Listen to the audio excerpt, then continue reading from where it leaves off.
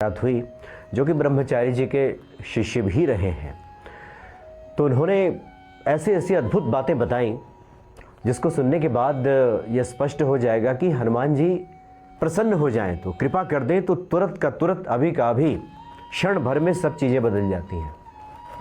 छोटी छोटी चीज़ों में उस कृपा का दर्शन होने लगता है और हम हनुमत कृपा के पात्र बन जाते हैं।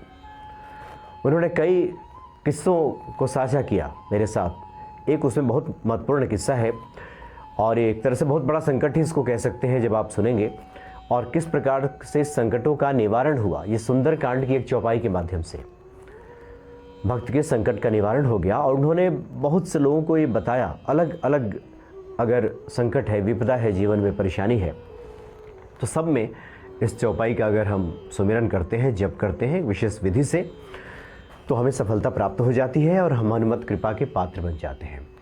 उन्होंने कहा कि एक बार की बात है, अभी 2-4 साल पहले की ही बात है, कि एक चूँकि वो मंदिर ऐसा है जहाँ पे शादी ब्याह को लेकर के लड़की दिखाने का भी काम चलता है। लड़के लड़की वाले आते हैं और वहाँ पे वर वधू को वहाँ पे देखने का कार्यक्रम भी रहता है। हनुमान जी का आशीर्वाद सभी प्राप्त करते हैं, लेते हैं वहाँ पे, और ये कार्य भी वहाँ पे चलता है।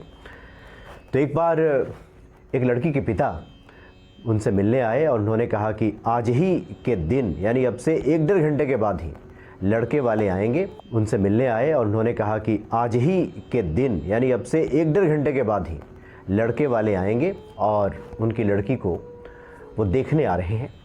और जो लड़के वाले हैं वो काफ़ी भले लोग हैं, समृद्ध परिवार है, और वो चाहते हैं कि रिश्ता वहीं पे हो जाए। और उनकी लड़की भी काफ़ी पढ़ी लिखी है। बहुत ही उन्होंने अपने बच्चे के लालन पालन में खर्च किया है, उसको अच्छे से पढ़ाया लिखाया है, उसको संस्कारी बनाया है। लेकिन एक चिंता उन्हें सता रही है कि उनकी लड़की के एक आँख में थोड़ी गड़बड़ी है। वो तिरछी देखती है, एक तरह से उसमें आँख में गड़बड़ी है। और ये लड़के वाले जब देखेंगे नज़दीक से, फ़ोटो तो भेज दिया गया, उसमें तो ये बात पकड़ में नहीं आई, तो उन्हें डर है कि लड़के वाले कहीं अस्वीकार न कर दें, तो इतना अच्छा जो रिश्ता है वो हाथ से निकल जाएगा। लड़की के पिता को ये बातें सता रही थी, वो चिंतित हुए जा रहे थे। और ऐसे करके 1 घंटे का समय बीत भी गया। लड़की वाले सब लोग आ गए, लड़की भी आ गई, लड़के वाले भी आ गए। तो पुजारी जी ने कहा कि उन्हें ध्यान आ गया ब्रह्मचारी जी की बातें, कि वो कहा करते थे कि कितना भी बड़ा संकट हो, सुंदरकांड तो फलदायी है ही। सुंदरकांड का कोई पाठ करे तो उसका फल तो प्राप्त हो ही जाता है। अब समय भी नहीं है। एक ऐसी महत्वपूर्ण चौपाई है उसकी कि सच्चे भाव से जब आप हर तरफ से हार गए हो, थक गए हो, अब लगता है कि अब तो हनुमत कृपा के बिना काम चल ही नहीं पाएगा, ये पुरुषार्थ से अब बात नहीं बनने वाली है, इस समझाने बुझाने से, हमारी योग्यता से, हमारी मेहनत से अब कार्य सिद्ध होने वाला नहीं है, और हनुमान जी के सामने हाथ जोड़ के बैठ जाएं और इस चौपाई का अगर जप करें तो ये हो नहीं सकता कि हनुमान जी कृपा न कर दें। हनुमान जी तुरंत प्रसन्न हो जाएंगे। और बड़ी अद्भुत ये चौपाई है, लेकिन इसके पहले इसके भाव को भी समझना आवश्यक है। पंडित जी ने बताया उस लड़की को, इस घटनाक्रम को संक्षेप में बताया कि माता सीता का अपहरण करके ले गया है रावण, और वहाँ उसने अशोक वाटिका में रखा है। श्री हनुमान जी वहाँ पे जाते हैं राम जी का दूत बन करके, सीता माता का आशीर्वाद प्राप्त करते हैं, उसके बाद लंका का दहन करते हैं, और अब हनुमान जी वहाँ से विदा लेने वाले हैं। माता सीता के सन्मुख उपस्थित हो जाते हैं। उसके बाद की ये चौपाई है, और ये बहुत ही महत्वपूर्ण चौपाई है। इसमें माता सीता कहती हैं श्री हनुमान जी से, और बड़ा इसमें रहस्य छुपा हुआ है। इस रहस्य को भी समझने की आवश्यकता है कि कितना गूढ़ रहस्य इसमें छुपा हुआ है। माता सीता कहती हैं कि कहेउ तात अस मोर प्रणामा। कहती हैं हनुमान जी से कि तात, मेरा प्रणाम जाकर कहना प्रभु राम से, जबकि वह स्वयं जगत जननी है, अर्धांगिनी है प्रभु राम की, लेकिन फिर भी कह रही है कि मेरा प्रणाम जाकर के कहना हनुमान जी के माध्यम से, क्योंकि हनुमान जी राम के प्रिय हैं। और जब कोई प्रिय संदेशा लेकर के जाता है तो उसकी बात सुन ली जाती है। इसलिए राम अस्वीकार नहीं करेंगे, इस बात मान ही लेंगे। इस भाव से सीता जी श्री हनुमान जी से कह रहे हैं कि कहे उतात अस मोर प्रणामा, सब प्रकार प्रभु पूरन कामा। जो प्रभु राम हैं वो हर प्रकार से पूर्ण काम है, उन्हें किसी चीज़ की कामना नहीं है, नहीं चाहिए कुछ उनको। मेरा प्रणाम जाकर के आप उनसे कहिएगा, भले ही उनको कुछ नहीं चाहिए, लेकिन दीन दयाल बिरुद संभारी, भले ही उनको कुछ नहीं चाहिए, वो पूर्ण काम है, कामना रहित है, कुछ नहीं चाहिए उनको, लेकिन वो दीन दयाल हैं, कृपा सिंधु हैं, कृपा के सागर हैं।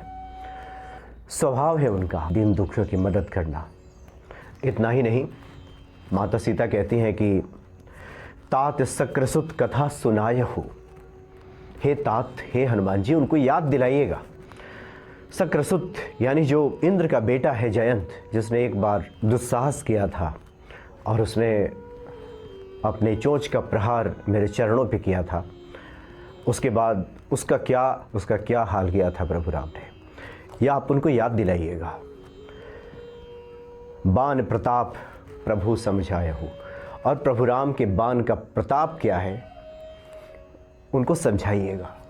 यानी प्रभु राम के बाण का प्रताप क्या है ये उनको जाकर के आप समझाइएगा। सीता जी कह रही है श्री हनुमान जी से कि उनको समझाइए कि उनके बाण का प्रताप क्या है। वह करुणा के सागर है, वो करुणा निधान है, भले उनको कुछ नहीं चाहिए, वो पूर्ण काम है, सब प्रकार प्रभु पूर्ण कामा, लेकिन वो दीन दुखियों को ऐसे दुखी अवस्था में नहीं छोड़ सकते, संकटों में नहीं छोड़ सकते। और संकट मोचन श्री हनुमान जी से माता सीता ये बात बता रही है। तो बड़ी अद्भुत यह चौपाई है। उन्होंने कहा, वो संत जी हैं, उन्होंने उस लड़की से कहा कि अब समय तो यहाँ है नहीं, यहीं बैठ जाओ हनुमान जी के सामने, 10 मिनट का समय लगेगा, 51 बार इसी चौपाई को तुम हनुमान जी को सुना दो कि कहे उतात असमोर प्रणामा, सब प्रकार प्रभु पूरन कामा, दीन दयाल बिरुद संभारी, हरहु नाथ मम संकट भारी। इतना बड़ा संकट आया है, आप हनुमान जी को ये बता दो, सुना दो। और उस लड़की ने ऐसा ही किया। और आश्चर्य की बात यह है कि जब लड़के वाले ने लड़की को देखा तो लड़के के घर के सब लोग इस शादी के खिलाफ हो गए कि लड़के से कोई मैचिंग नहीं है, कोई मैच नहीं है, लड़का बहुत अच्छा है, उसका मुकाबले लड़की ठीक नहीं है, ये शादी नहीं हो सकती। लेकिन लड़का अड़ गया कि नहीं, शादी होगी तो इसी लड़के से होगी।